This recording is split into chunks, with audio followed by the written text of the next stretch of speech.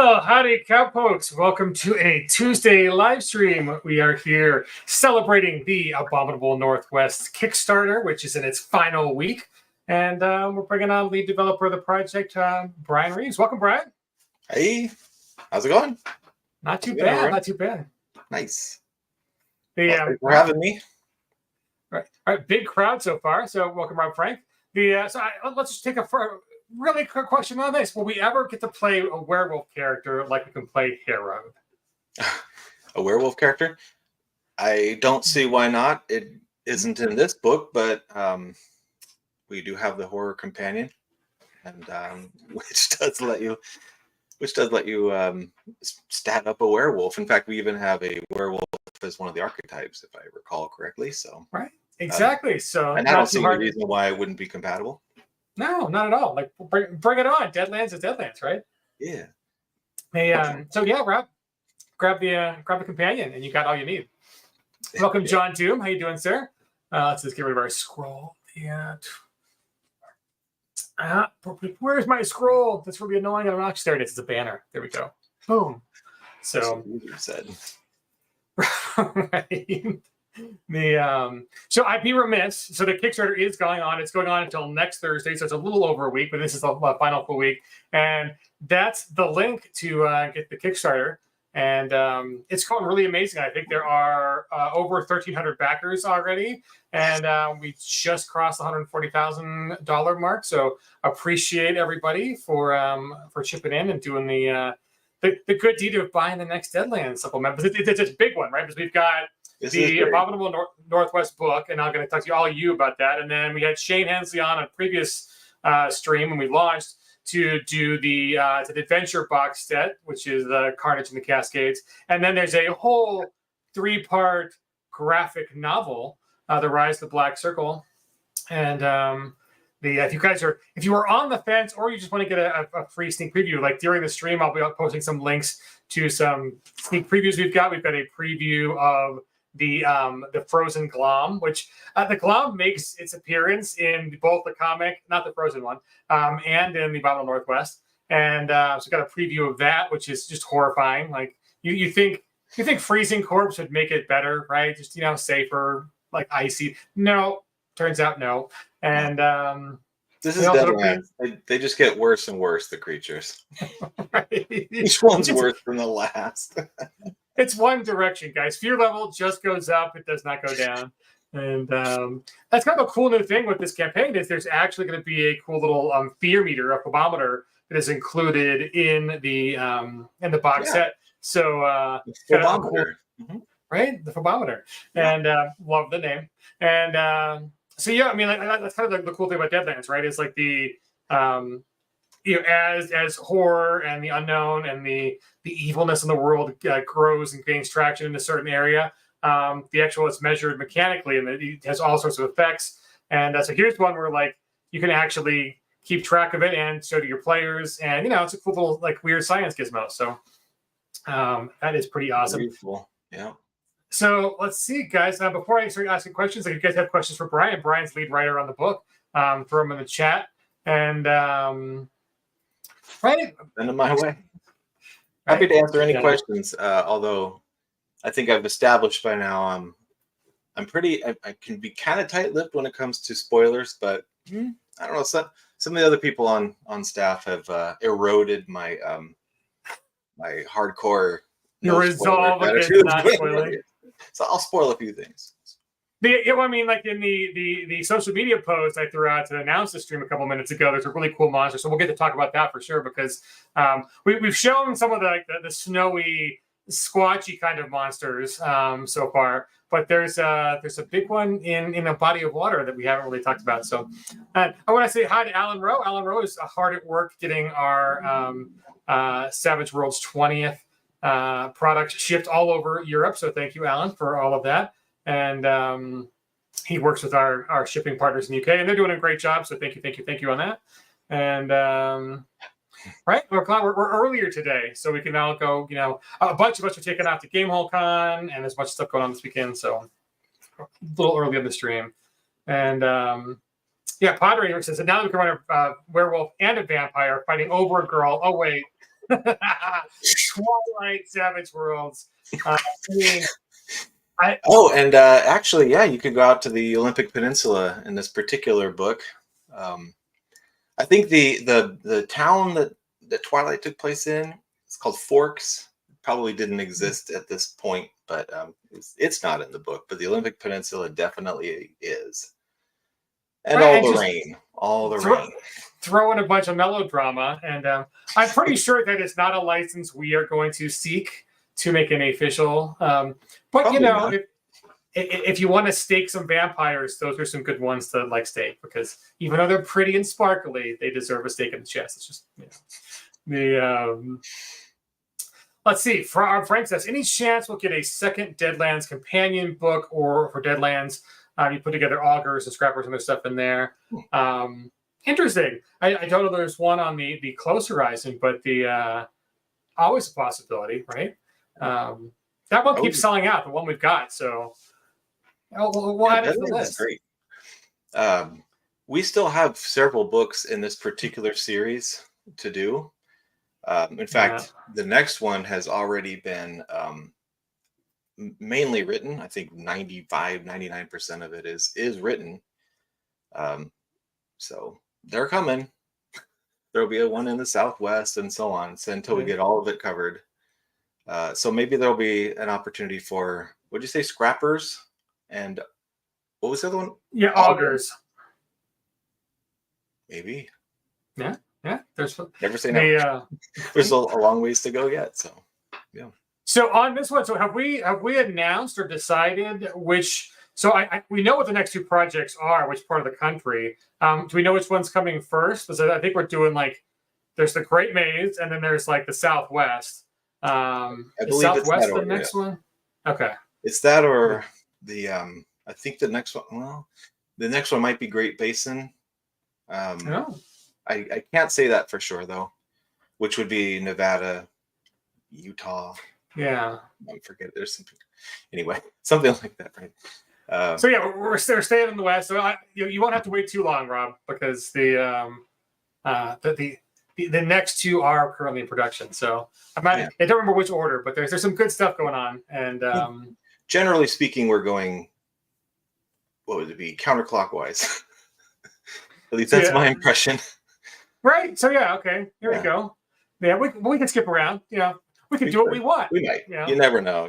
Yeah. Right. Actually, now that we've said that, maybe we will. Things change. Yes. So Rob, I've definitely heard that my audio was I hear Brian 3 seconds after he starts talking, so I will try to not keep cutting Brian off. I've got a new audio set up, and it's a little bit. I have to work the gremlins out, but Smith and Robar's catalog update. I mean, I think pretty much everything in there is very compatible currently, but a lot of people want kind of just a new one too. So that's also in consideration. So lots of good Deadlands stuff on the horizon. But so for folks, because you are joining, and because we just they're both up now. We emailed a bunch of folks about them. But if you're interested in checking out the Frozen Glom, what's up, Skyline? Here's the Frozen Glom preview, and I think I need the apostrophe. It's apostrophe Glom, and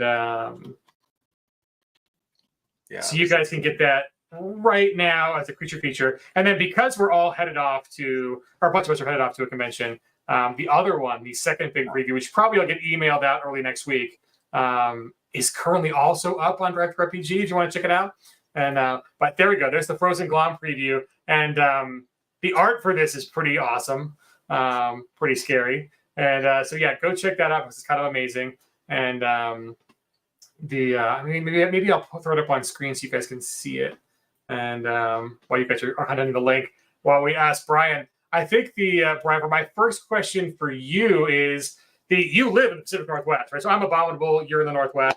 Together, we make the great team. But what kind of local legends, history did you tap into in your writing to kind of come up with, inspire, this book? And have you had any unexplained experiences or harrowing adventures in the region?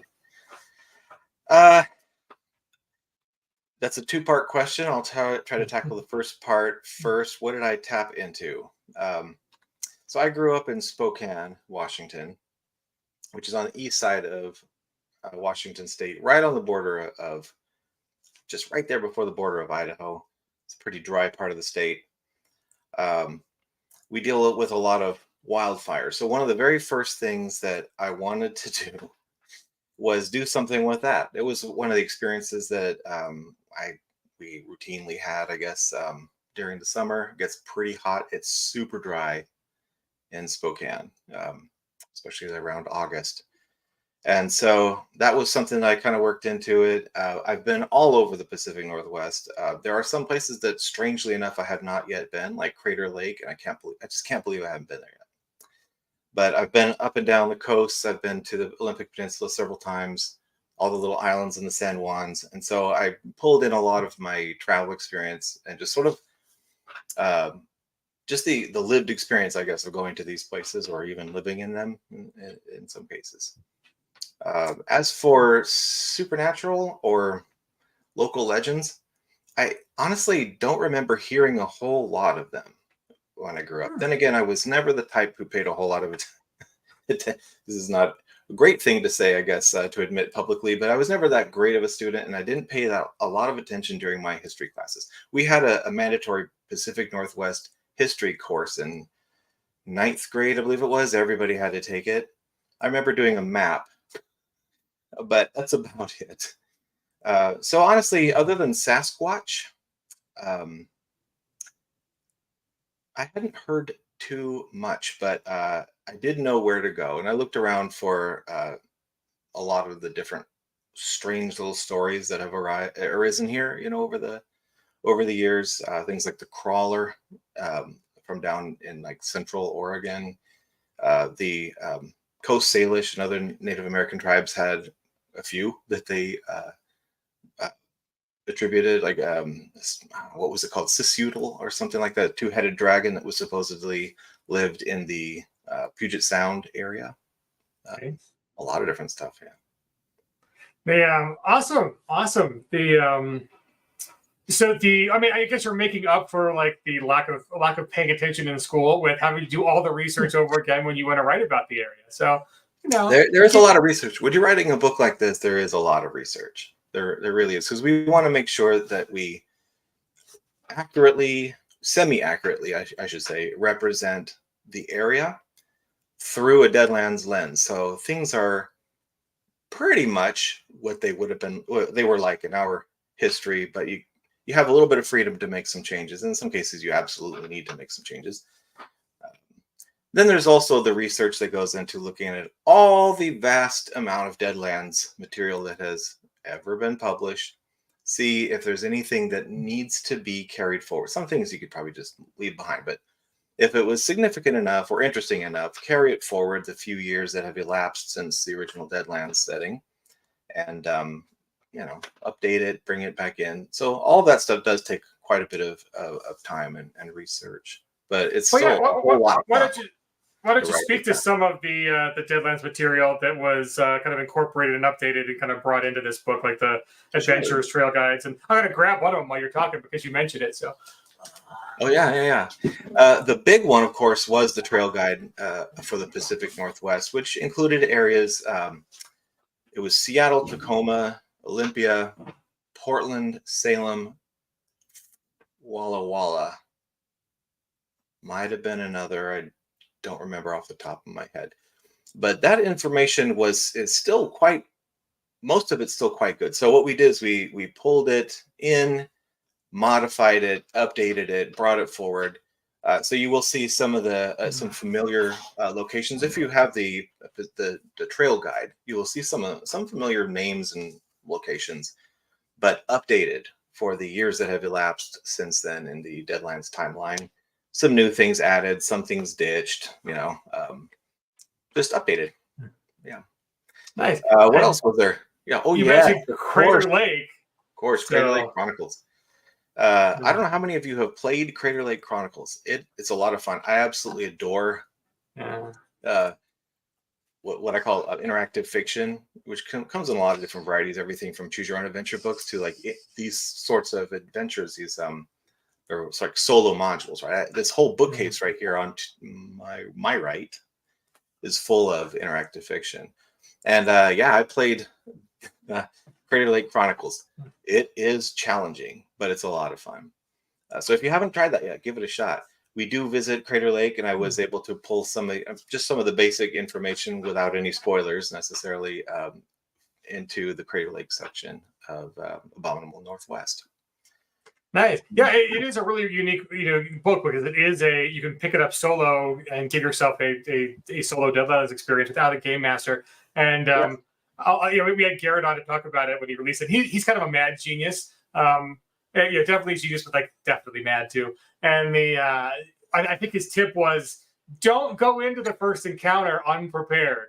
Like he doesn't ease you into it. It's not like, oh, you're a novice character and we're gonna ramp it up with a little like, oh, an encounter. You're just gonna no. You need to be prepared for the first one, and it might kill you, and you might start over several times anyways. But totally. And I do have another recommendation for people who are trying to do it.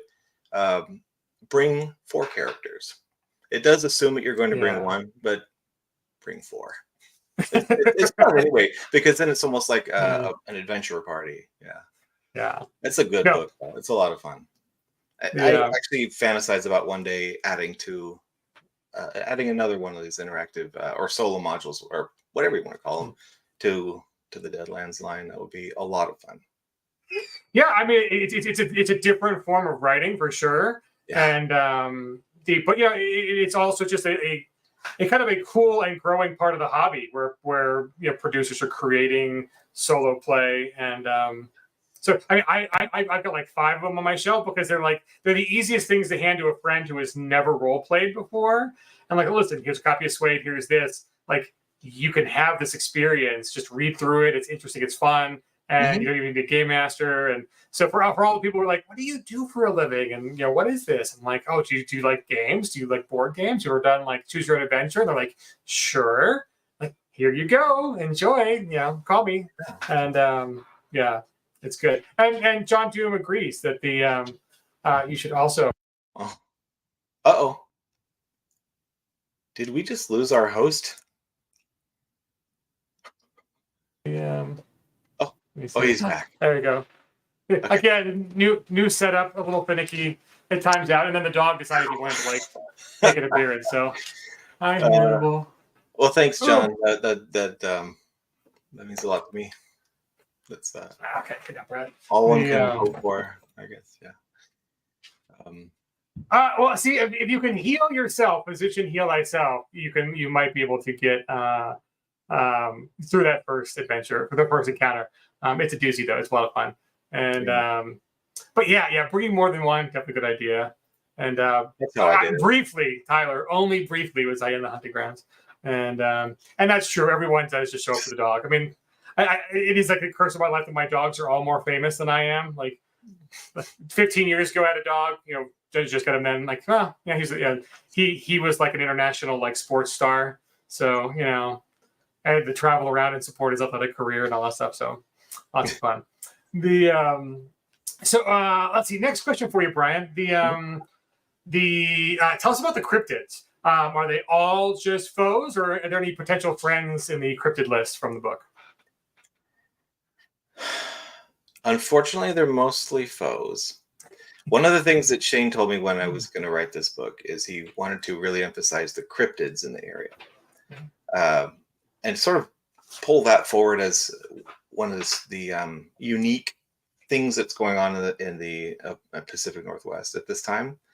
There's nobody really knows why, but for some reason there are just sort of there are a lot of creatures all over the Weird West, obviously, but some of the weird stuff that people swear they've seen are quite real in the Pacific Northwest. It has a different kind of vibe going on up here. A lot of gloom and clouds and rain, and it's kind of far away from everything else. So it's a cool part of the country. I've been a couple times. Once on a treasure hunt randomly, and there's a big treasure hunt going on. It was like this big book came out, and I ended up driving from Idaho because that was like one. They were all supposed to be in like public places, public parks, and one potential thing was in like northern Idaho, and then another one was on the coast in like Seattle, and one was further south. So I did the like fly into Coeur d'Alene, John Doom, and Yeah. drove right. Went to like a state park up there. Didn't find anything, and then drove all the way across to the coast, and then down to Seattle. And but I went to some of like the islands out there. Pretty cool. I went to like a battlement that was in there from the World War. So you get these big like cannons, these huge guns that are still there from like just in case the Japanese want to park ships anywhere close. And so yeah, it was a good trip. I didn't find any treasure, but you know, it was a good memory. But yes, being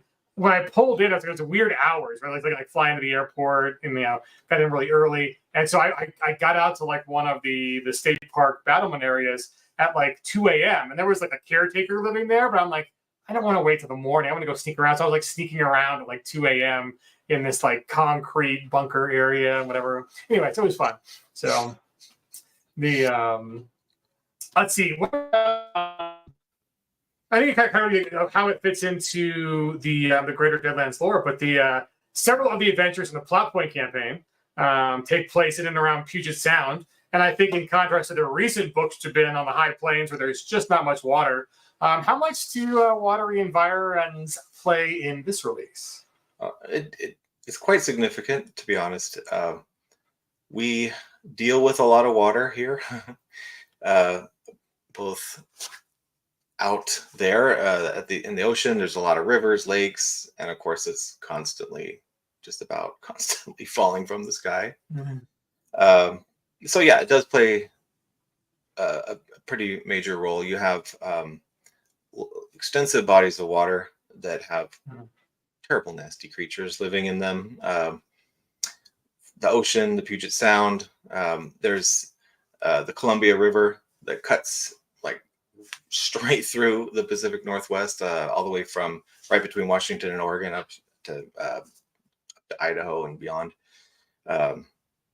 So yeah, we deal with a lot of that, and like Shane points out in his adventure Carnage in the Cascades, and I also do likewise in this book, rain is a pretty much constant feature. It also likes to mess with you, so it makes sure that there's a lot of mud for you to leave tracks, but oh no, when you go to track something else, gee, the tracks are dried up, you know, like, or if there's Shane pointed out, if there's a fire burning a building down, the rain comes to a stop just long enough for the building to burn. That's the nature of Deadlands, right? Yeah, but not long enough for you to warm up after an encounter in your own campfire. Yeah, that is the way. You're just constantly miserable and cold. And there's also something else that I call the gloom, which is it starts off almost like a mental disorder, where you sort of get a bit despondent, you lose some energy. But if you don't snap out of it over time, you start developing growths on your body, like mildew, which eventually overtakes your body with moss, and you become a fungal horror. And you can see some of this sometimes these have the gloom has taken over little towns and there's nothing left of them, just moss. This is like a college flashback for me. So I was on the West Coast for college, and there were definitely like, I'm from Colorado, like everything air dries here. We don't really, if you have mildew or mold, you are doing something wrong, very wrong, because it's high and dry. You have a water leak. Yeah, basically. Yeah, right, exactly, yes. And but there were definitely kids on these sports teams that didn't realize that, like, if you go running in a puddle during the rain, your shoes don't dry out, and they would leave them like in the bathroom to like dry out, and like you just get like horrible mildew and like foot odor smell. It's like awful. So yeah, I can see like things growing on people who aren't used to the wet and wild. Totally, there's moss. I mean, everybody here, we fight mossy roofs. This is mainly a west of the Cascades issue. Yeah. East of the Cascades, not so much, but yeah, mossy roofs. Sometimes you can have just problems with too much moisture, dry rot, and things like that. So that is a fact of life in an area that has usually around 40-50% relative humidity, God. and it rains almost every single day for about 9 to 10 months out of the year. I mean, we could count the number of days we get rain on like one hand a year. It's just like, oh, it's going to be the like 3 days, and yeah. But so speaking of watery creatures, I will pull up one to the folks who saw the social media announcement. Forgive the text on top of it. Tell us about this baddie. What is going on here? Oh, yes, that's so that is Tilly. It is a rather large-sized sea monster. This is one of the real legends from around here. Tilly, the sea monster that supposedly lived in the mouth, lives, I don't know, in the mouth of the Columbia River, right where it comes out, spills out into the Pacific Ocean. That's where Astoria is located, the town of Astoria, right around the bend, where the Goonies never die. Exactly where the Goonies takes place. Yeah. Right around the bend from Astoria, not too far away, there's a lighthouse built on a rock, and all of this area is detailed in Abominable Northwest as well. And you mentioned the Goonies. I loved the Goonies. It was a lot of fun. So there is a Savage Tale that's kind of my love letter, I guess you could say, to the Goonies. Yeah. Oh, that is awesome. I love it. Yeah, it takes place right in that area. Involves a treasure hunt. That is good. I mean, that's a reason to just buy it right there. The wild cards never say die. Oh my god, I love it. So okay. So folks, you just heard it. Goonies Inspired Adventure. Go buy it. Go on the Kickstarter. Back it now. I mean, forget all this Western stuff. You got a Goonies Inspired Adventure. That's all we need. So Alan's got a good question on because it's Pacific Northwest and you've got huge redwood trees. Is there a redwood end? And if not, why not? There is not. Missed opportunity. We'll have to rectify this. Yet. You're right. There's time to publish. There's time to add. We got a page or two to fill out. But you want real redwoods? Those are down in California. That's true. Right. Okay. So we do have time. So Great Maze, redwood ends. There we go. Mm-hmm. It's a thing now. Look at you, Alan. World building from afar. Awesome. Nice. Yes. Right. I mean, Padre, I appreciate you, buddy. Lunch was on you, and we love you. So thank you much. How's it going, Ted? Just in time. Ask Brian some questions. We got a couple more minutes on the show, but so next question for you, Brian. What are some of the other kind of your favorite things about the books? Like, you mentioned that like the west of the Cascades, but kind of like east of the Cascades, like Oregon is a very desert high, deadlandish place, badlandish place, all by itself, and people don't realize that, right? So like. What that and what other kind of things do you think are your favorite from the book? Oh, well, I have a lot of favorites, but you asked about Eastern Oregon. Most people, when they think of Oregon, myself included, think of the west side, west of the Cascades, Portland, Eugene, Salem, the coast, things like that, right? But there is an entire other half of the state. And it looks very different. It is very different. It's this high, sort of like almost like a high plains of its own. Mm-hmm. You have like sage grass growing out there. And it's just wide open spaces, right? There's a large lake out there called Malheur Lake. There's also, in this book, a huge portion of it has become a deadland. And there are some really nasty creatures out there, including one called the Big Hole Carcajou, which is a regular old carcajou from the Weird West, but much bigger and much nastier. And you also have other things like there is a real place called the Crack in the Ground, I believe is, for some reason, I suddenly blanked on the real name. I think it's Crack in the Ground. It is a long crevasse of just cut in the ground naturally from, I guess, two faults or something pulling apart. You can walk down the length of it. It's several miles long, and it's probably, in most places, about 20-30 feet deep. it's like walking down a corridor almost of rock, and Oh, so that's cool. that makes an appearance in this as like a seam of hellish fire. Also out that way, even farther, along what used to be part of the Oregon Trail that kind of cuts through the northeastern corner of Oregon. You have a few little towns. There's some of my favorites are like the Yaller Dog is one of them. They have like a feud going with their neighbors. You have one of them is sort of lives in terror of a gunslinger who lives out there. Her name is Waylon Jenny. She is a banshee, originally from Ireland, who has come over to the Wild West and Weird West and found that she really likes guns. Not to be confused with Waylon Jennings, the American singer-songwriter musician. Not to be confused at all, but clearly inspired, at least Nice. in terms of name. Also, I haven't really touched too much on Idaho. If you keep going east, past the border, through Oregon, past into the border of Idaho, you get to some interesting stuff over there. There's the Sagebrush Sea, which is kind of a place that you can easily get lost in, even though there's no trees. It's just this endless sage plain, right? And you can slowly go mad there. Nearby, there's a town, one of my favorite things in this book, Torment, which is a whole town that's built on top of a sulfuric hot spring that is itself, if you go down inside of it, there is a connection to the hunting grounds. And so a lot of weird things go on there. A lot of Harrowed like that place. They like to go there.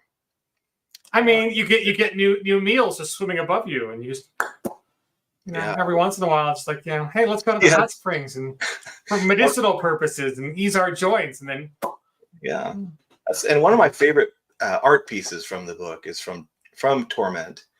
It shows Red trying to hunker down during a shootout, and the atmosphere here is constantly this sort of thick yellow sulfuric haze. It stinks. It's poisonous for most people. It's a kind of a rough place to go, but nice. Also very interesting. Yeah, I'm pretty sure from one of the newsletters about maybe 3 weeks ago we had that picture with Red behind the barrel. So yes, check out our socials and you will see that image. If you head north in Idaho, you go into basically just nothing but mountains for a long time. And another one of my favorite things can be found basically in the heart of Idaho, in the dead center. Is a weird valley that's hard to find, hard to enter, hard to get back out of. So sort of a valley, I call it the Valley Out of Time. And there's a lot of supposedly extinct critters living in there. So that part was inspired by this classic movie, The Valley of the Gwangi, I believe is what's called. I was going for Land Before Time with, your mom died and you're a dinosaur. But hey, either one. And also in northern Idaho, there's something very weird going on. And this is where the frozen glom really comes from. That's true in real life and in the book. Yes. In extreme northern Idaho, there's an area that winter never left after last winter. It's still winter, even though in your campaign it might be June, August, who knows, right? It's still winter up there.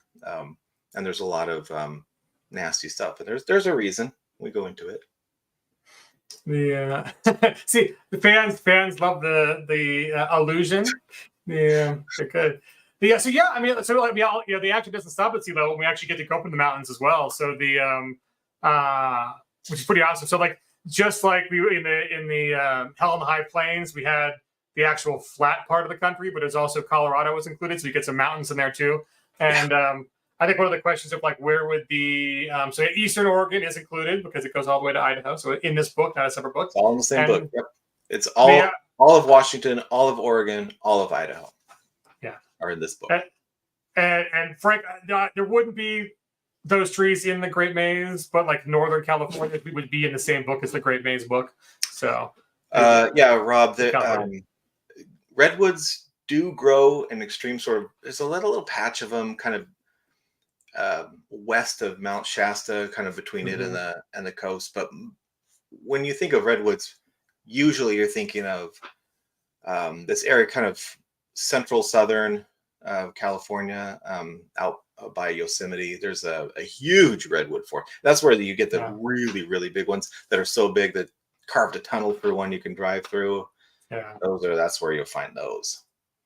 And we're talking like 100-foot, 200-foot tall trees. It's insane out there.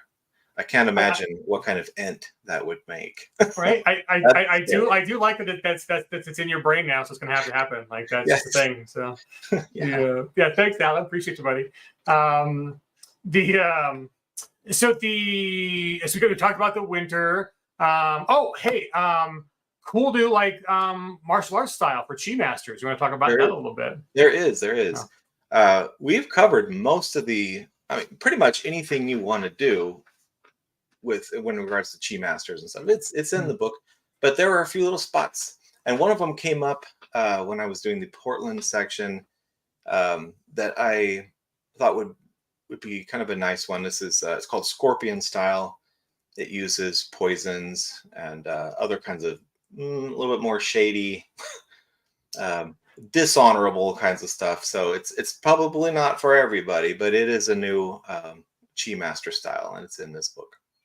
You can find it in the Portland section. And in fact, your posse will have to deal with somebody who is really good at it. Nice. Oh, good. So as long as you talk, big trees aren't the only big things that are coming to Deadlands. So in this actual campaign, there are a bunch of giant critters like land, sea, and air. So why don't you talk about some of the giant critters that people are going to face, and why is one of them called? Is it a gooey duck or a geoduck or? It looks like it would be geoduck, but it's gooey. Is it gooey? It's gooey duck. Yeah, it's gooey. These are these are kind of these. Oh man, I forget the taxonomy of these things. They're basically mollusks. They're mollusks, yes. Yeah. And they're pretty slimy. Some of them can get to be about maybe this big. Usually they're more like this, or like these. They almost look like tongues with inside like a little clamshell, right? And they live under the mud flats near Olympia and Tacoma and things like that. People go dig them up. You can actually cook them and eat them. But here in the weird West, they get a little bit bigger. And in fact, there's one called the Biggin, which people have claimed to have seen down near Olympia, and it is big. And these things, in real life, gooey ducks, not a threat to humans at all. But this is, except for Colorado. Deadlands, man. Even the gooey ducks are out for you. So watch out for them. You don't want to be swallowed whole by a giant 50-foot gooey duck. Right, the clam that can, the bivalve with a bifurcation, whatever. Anyways, there's So a giant fish.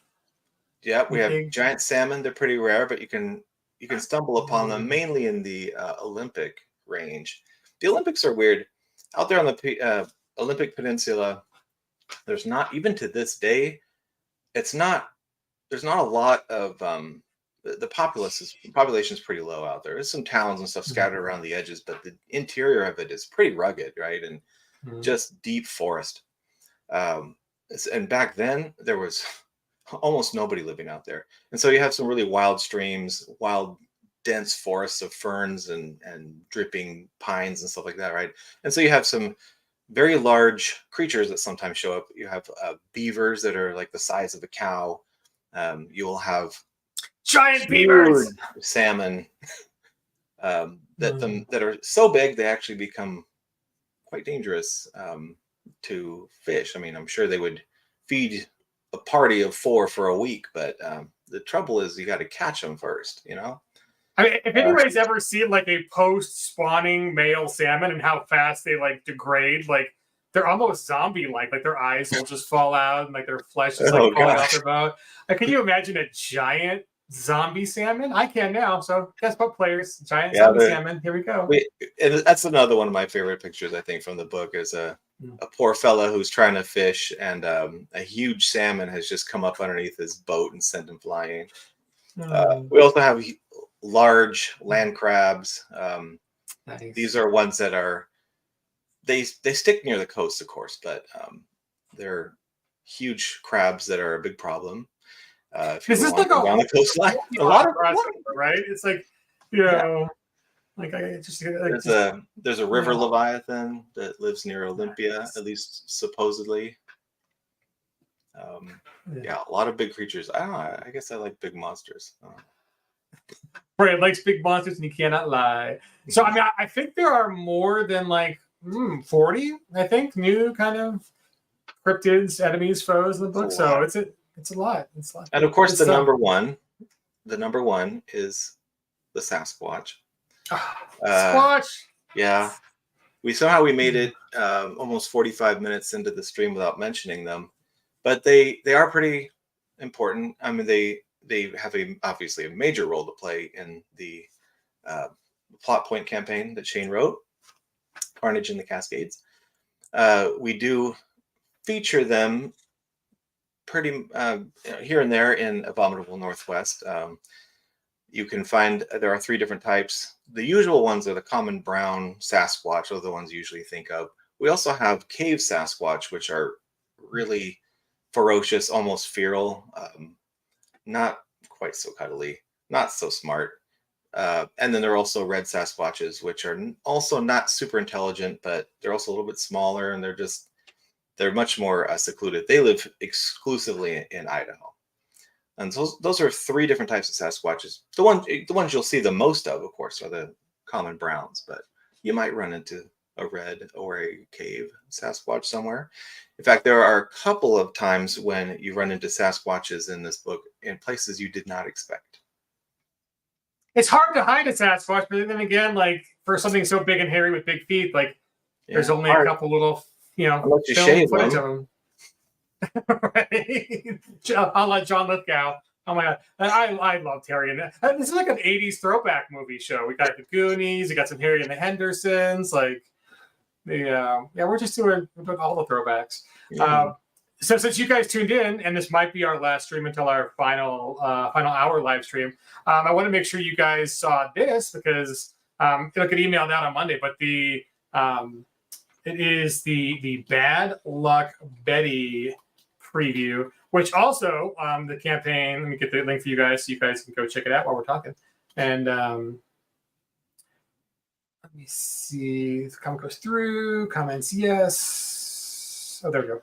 So check out this. This is the Bad Luck Betty preview, and I'll throw it up on screen here real quick. But this is a big campaign, right? So there's the Abominable Northwest book, which has got its own plot point and adventures, and Brian filled it up with goodness from the area. And then there is the Carnage in the Cascades box set, which is an adventure box set, much like Horror at Headstone Hill, which has got all the maps and handouts and all the other cool stuff and pawns. You can kind of easily bring that to your table.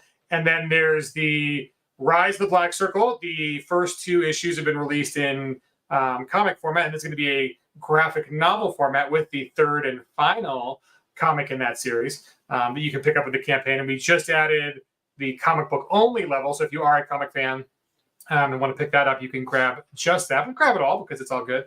But let me throw up this screen so you guys can see.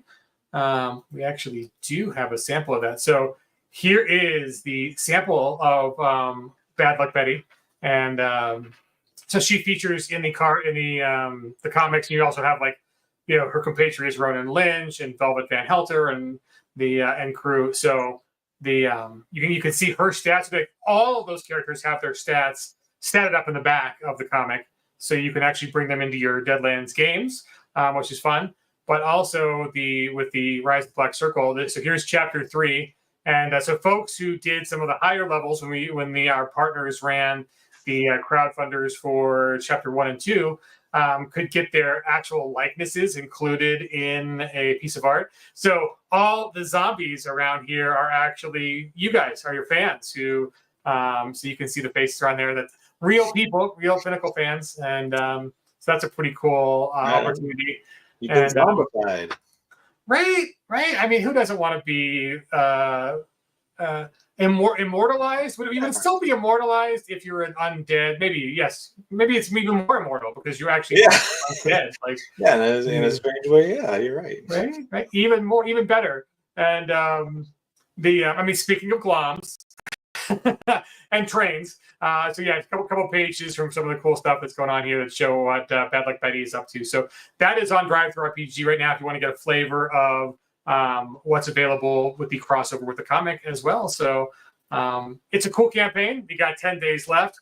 You guys have already knocked it out of the park. So if you haven't, go back it now. The link is in the description or in the chat. And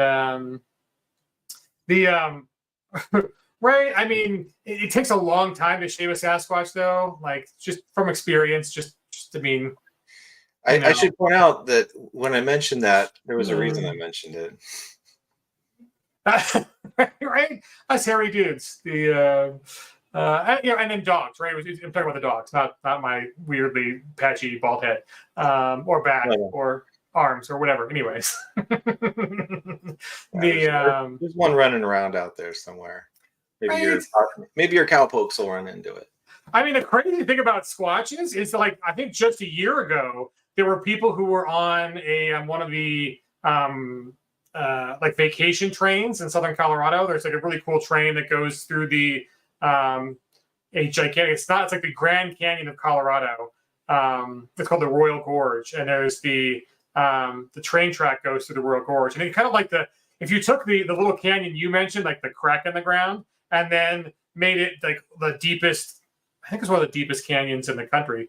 It's certainly like the highest bridge. They have a bridge over it. It's like the highest bridge in the country. And then there's like a river that goes beneath it. You can whitewater raft with the river. You can take the train. Anyways, people who were on the train were having their cameras out the window, taking picture stuff, and they saw what could be a Squatch walking on the hillside. And the video is pretty convincing, people. That's what I identify with, Buff Dragon. That's my personality. Those are my pronouns. Sasquatch, alopecia. Yep, there we go. Partial, not full. So Rob, check out the very first video that we did. So go back on YouTube is the easiest place to find that.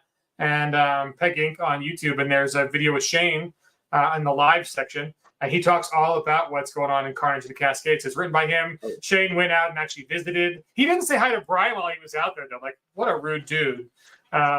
Should have brought you along to go up, but he actually went out and Enumclaw and Environs. Shane kind of went out and did some research. Whoops, went dark again. I'll pick up what he was talking about. Yes, Shane went up to Enumclaw. It's right on the northern slope of Mount Rainier. So Shane went up there and did some skiing and just had a good rejuvenated himself and did a lot of research, and he did it right there. It's a good spot for an adventure, because at that point in 1884 it would have been really way out in nowhere, pretty much. Just the deep forest on the slopes of the mountain, and there's some weird stuff that people are having to deal with out there. The campaign really kicks off in Seattle, though, and so it's your opportunity to. It's like it's the first act takes place in Seattle, in that area. So it's kind of like almost like a urban Deadlands adventure. Oh, nice. Yeah, when you think about it, there's a whole map of Seattle in the area at that era, right? And lots of places to go and people to see as your posse is trying to figure out how come the fear level has suddenly increased in the Seattle area. I mean, it's possible, sir. Just keep hoping. Just send that out into the universe. And so, one more question, because it's kind of topical, but the hamster of doom. Is the hamster of doom also John Doom? Maybe that's a YouTube thing. It could be John Doom. Is Mount Shasta just as crazy in Deadlands as the stories about it are in real life? I guess you'll have to wait for the Great Maze book to find that out. I know that there is a Shasta section, and there is definitely some weird stuff going on up there. in real life and in that book. Right, just like Northern Idaho. It's just crazy. It's just crazy. Like things go in, they don't come out, or things come out that shouldn't have ever been in. Whatever. But it's Deadlands, so it all makes sense. So, folks, we're about out of time. I think my camera's being a little obnoxious with the lights, but the Kickstarter goes until next Thursday. So we appreciate you all back in the campaign. Thanks for Brian for joining us. I'm really excited you got to bring your kind of a native experience on living in the Pacific Northwest. This book is pretty awesome, and it's a cool part of the country. And yeah, I mean, just a lot of stuff going on, like river monsters, giant everythings, a non-stop winter, like cryptids, all the cryptids, every cryptid, friendly cryptids, not friendly cryptids, shaved, friendly host cryptids. It's got it all. So even the blackberries up here are deadly in Deadlands. Don't even eat the flora and the fauna, or they'll grow on you, Brian. They'll grow on you. Give them a try, like the moss, and it'll grow on you. Yeah, any of you who have ever owned property or spent any time up here in the Pacific Northwest, like west of the Cascades anyway, you'll know what I'm talking about with the blackberries. Oh my gosh. They're everywhere. Oh my gosh. At least the berries are yummy. Okay, so you can eat some of the berries, but the other ones will kill you. That's dangerous. In Deadlands, you don't eat the blackberries, they eat you. Oh, I love it. So yeah, folks, head on over, check out the campaign. I'll throw up the link one more time. It's big. So yeah, one more time. That's the link. Final week of Kickstarter. I think it's like 7 or 8 days, 9 days. But yeah, we appreciate the over almost 1,400 of you and 140K that we already raised. That's great.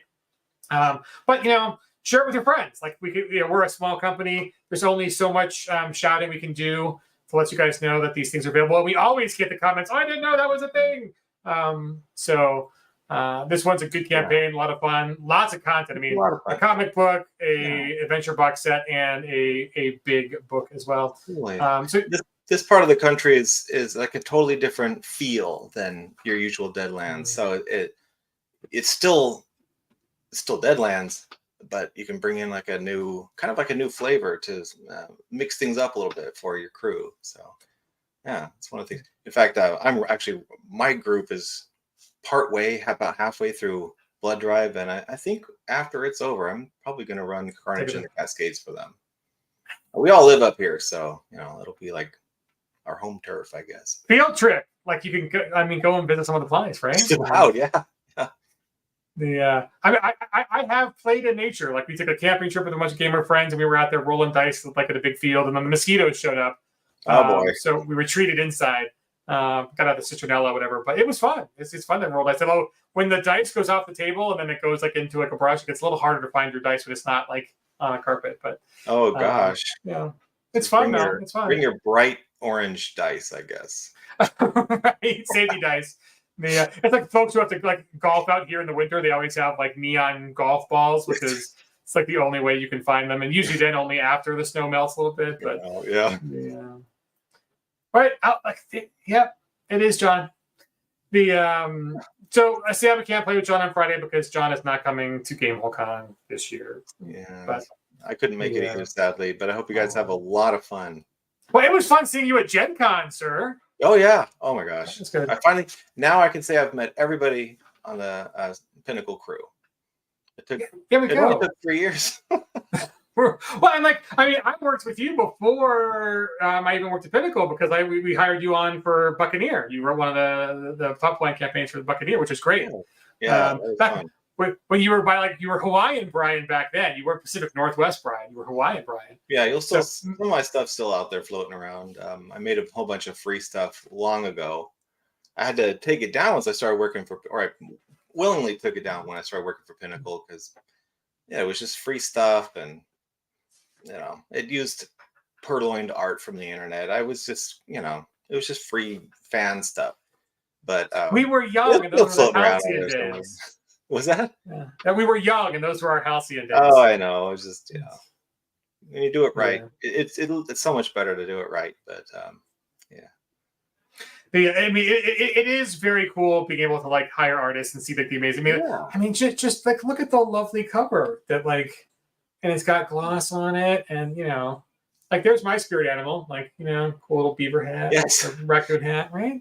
Yeah, You know, and we'll have a whole bunch of archetypes specifically for this campaign as well. Haven't mentioned. Yeah, the adventure box set. 12 new archetypes that are specifically. Well, I mean, they can really, a lot of them can work anywhere, of course, but they got the Pacific Northwest in mind. Yeah, there's a whaler who's got a whole huge spear, like fun.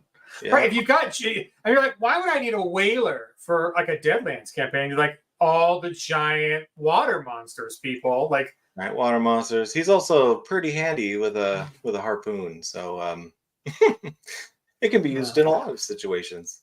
Right? Always. I mean, you'd think we'd run out of archetypes for Deadlands. The truth is, like, not even close. Not even close. Like, there's. Yeah, we're still going. We have a coastal shaman. There's a naturalist, a cryptozoologist. Nice. I even have an industrialist in there. Yeah. All good. All fitting. So, Brian, appreciate all the work you did on this amazing book. Yeah, pretty awesome to get published with Shane as like your backup, your number 2, and it's a great big book. It's a really cool area, super authentic. I mean, both Shane and Brian, consulted with people in the area like the Salish and more and all that. Is it Salish or Salish? How do you pronounce that? Salish. You know? Yeah. So it's cool. It's got great stuff for Deadlands in it. It's a great new edition.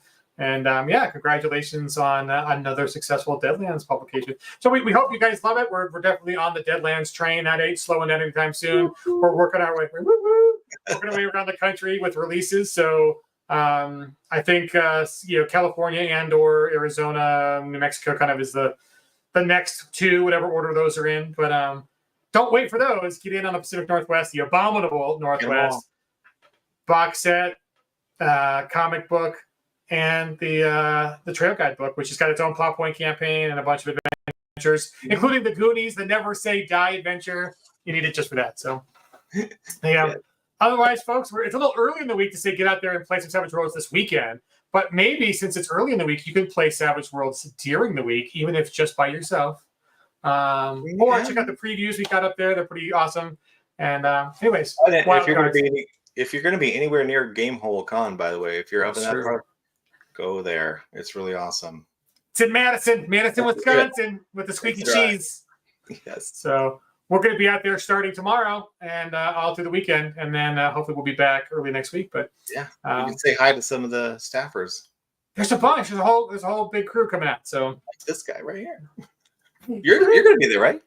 I am. Awesome. So I didn't go last year. I did a bunch of the planning for it and then didn't get to go. Yeah. So making up for lost time. So we got cool new shirts. Everybody who's a game master who's joining us gets a cool new Savage Worlds shirt, and then we have some new staff shirts. So we'll all look sharp in our sporty black and white trimmed polos. So, anyways, folks, we'll see you at Gamehole Con. Check us out on the campaign page, and then we will. We're looking forward to it too, Ted. Check out the campaign, 9 days left, share with your friends, get your gaming group in. There's a comic book, and even if it's just like your players who don't need or don't want to be like, I don't own the books, but I want to get into the Deadlands, there's a comic book only pledge level. They can go there, grab the comic. It's got 3 different releases. It's all really cool art, cool story. And then they can play or be friends with or frenemies or enemies with the folks, rivals, at the stats in the back of the comic book. So it's a great release. Go check it out. We appreciate all the love so far. And we'll keep making it as long as you keep playing it. So get out there and play some, guys. Appreciate you. Bye, everyone. Now I'm going to play the cool Deadlands videos. Welcome to the Weird West. Will you survive the frightening frontier or fill a grave on Boot Hill? Grab your 6 guns and enter the Deadlands. We play Savage Worlds, whether we're at the table or over the internet. In our role-playing game, fantasy is just the beginning. From the Wild West to the depths of outer space and beyond. Anytime, any place. They're all Savage Worlds.